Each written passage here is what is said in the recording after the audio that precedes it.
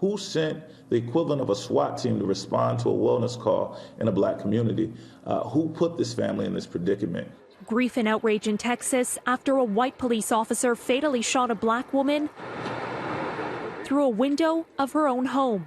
Fort Worth police are expressing remorse to the family of Atatiana Jefferson, saying they don't know why this officer did what he did. I'm deeply sorry for what occurred.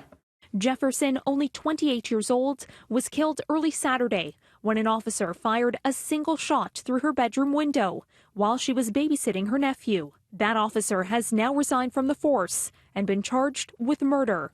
Aaron Dean is out of jail after posting bond just hours after his arrest.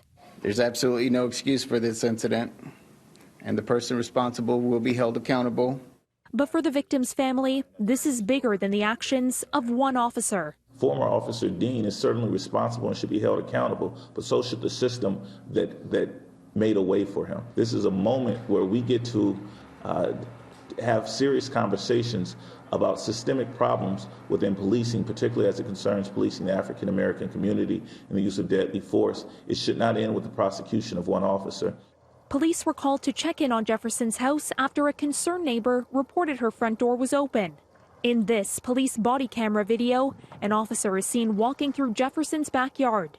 Then as he approaches a window, put your hands up, show me your hands. In a split second, Jefferson is shot. Never did the officer identify himself as police or even knock on the front door before opening fire. In the video, you can see a gun inside the bedroom, but the police chief said Jefferson behaved as any Texas homeowner would. The gun was found just inside the room, but it makes sense that she would have a gun if she felt that she was being threatened or there was someone in the backyard.